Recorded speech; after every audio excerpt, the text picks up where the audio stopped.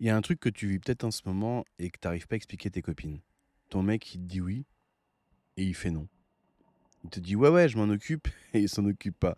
Il te dit pas de souci et il fait la gueule toute la soirée sans te dire pourquoi. Il t'a jamais crié dessus, hein, il t'a jamais insulté. Il y a juste rien de concret à lui reprocher. Et pourtant, tu sors de chaque interaction, t'es vidé, t'es frustré, t'es vénère. Il y a un truc collant, dégueulasse, tu sais pas expliquer. Il y a un sentiment bizarre, tu sais, de pas être respecté, quoi, sans pouvoir vraiment mettre le doigt dessus, quoi. T'arrives pas à le nommer. Puis tu sais pas pourquoi. Alors écoute bien. Ce que tu vis, en fait, c'est un profil psychologique qui est documenté, décrit noir sur blanc par la psychologie traditionnelle. Et il y a en tout 10 critères. Et aujourd'hui, bah, on démarre une série de 4 vidéos où je vais te les donner tous. Je les ai empaquetés ensemble par vidéo avec des exemples réels de mes séances de coaching. Donc aujourd'hui, on va s'attaquer aux 3 premiers. Et une fois que tu les auras vus, tu auras les yeux bien ouverts et ça te permettra de mieux comprendre ce que tu vis et surtout de commencer à arrêter de tomber dans le panneau.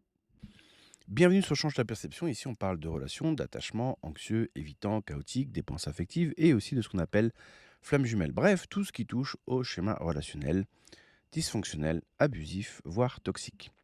Et aujourd'hui, épisode 1 sur 4 de la série sur le passif agressif. Alors, pas l'insulte qu'on balance comme ça sur Internet, hein. Le vrai profil clinique. C'est-à-dire, la méthode, c'est simple. Je te lis des extraits d'un texte de psychologie traditionnelle. Et entre chaque extrait, hop, je te glisse des petits exemples réels tirés de séances avec mes clients. Parce que ce profil, il faut bien le comprendre, il est très très présent. Alors soit parce qu'il y a des gens qui sont vraiment pleinement passifs-agressifs, soit parce qu'on est face à des gens qui ont des traits passifs-agressifs. Donc aujourd'hui, on va voir les critères 1, 2 et 3, ceux qui expliquent pourquoi tu te sens mal sans jamais vraiment pouvoir prouver quoi que ce soit. Mais il y a un truc qui ne va pas.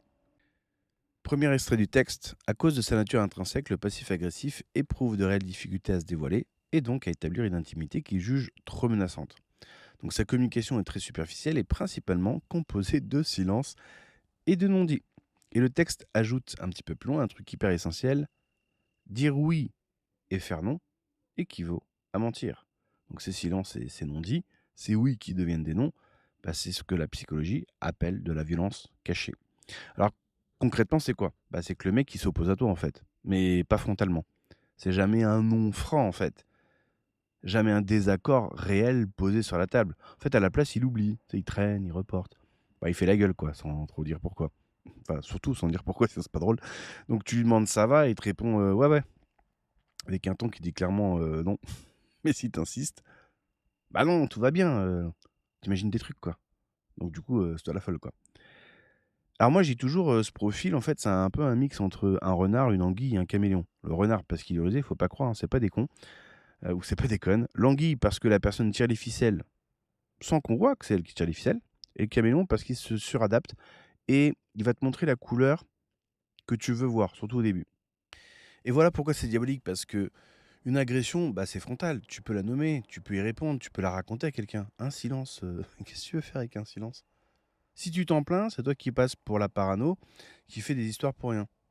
Et d'ailleurs, son arme principale, c'est précisément qu'elle est invisible. Deuxième extrait.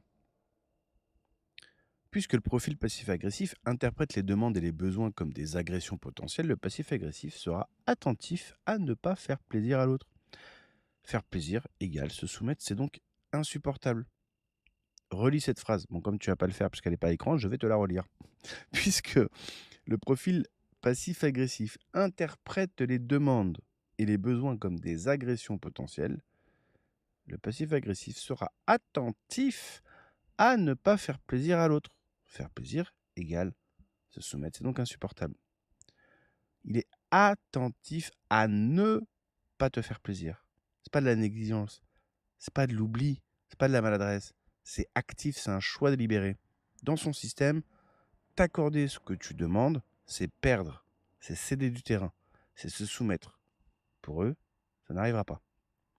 Je te donne un exemple tout con en séance. J'ai une cliente qui m'a dit: putain, il y a un truc qui me rend dingue, mais de fou, c'est quand moi je l'appelle, donc son conjoint qui est passif-agressif, et qu'il est occupé, il décroche pas, il m'envoie un texto en me disant je te rappelle plus tard. Mais quand on est ensemble et que quelqu'un l'appelle lui, il décroche.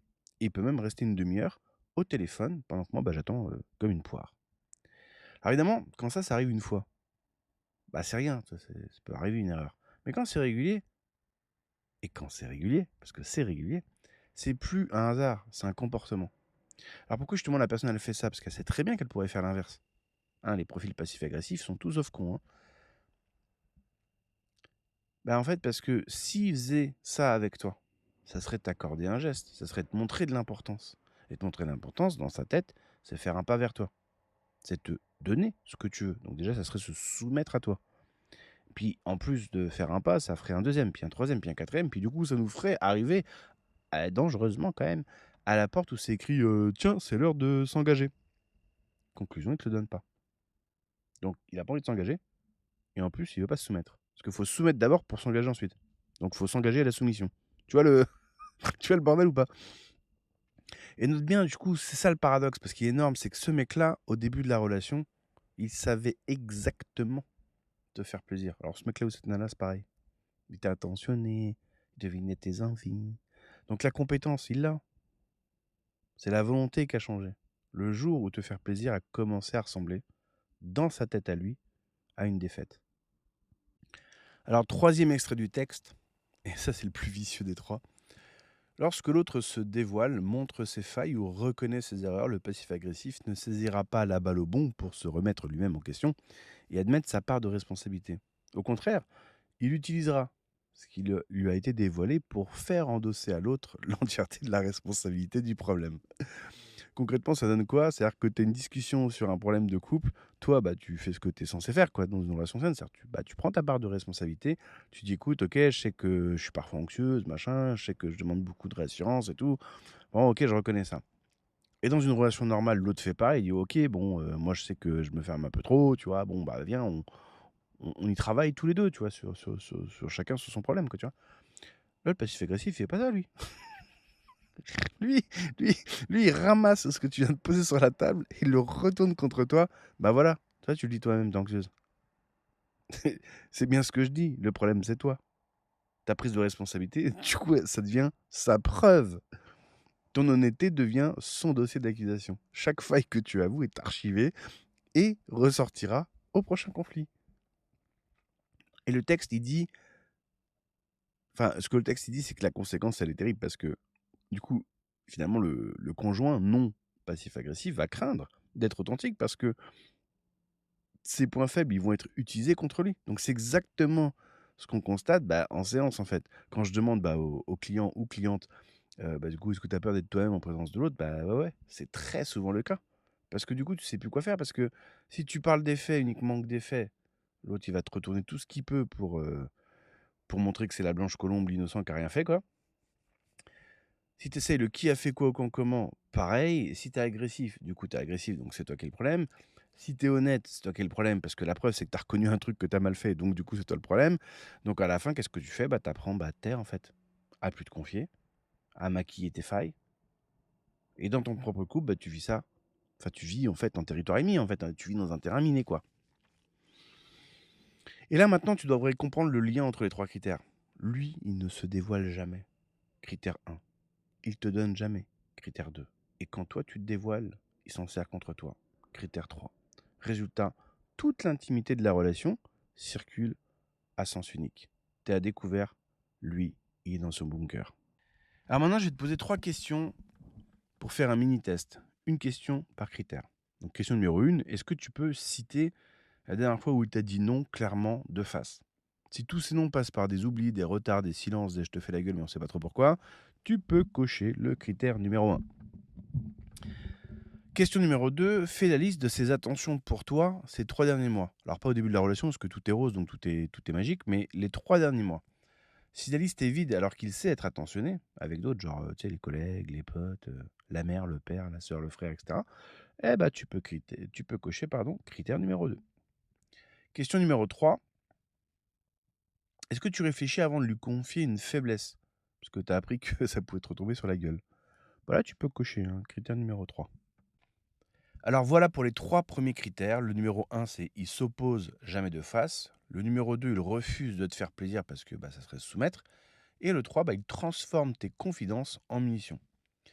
À ce stade, tu dois te poser la question un petit peu comme tout le monde, c'est-à-dire, mais pourquoi? Pourquoi est-ce comme ça? En fait,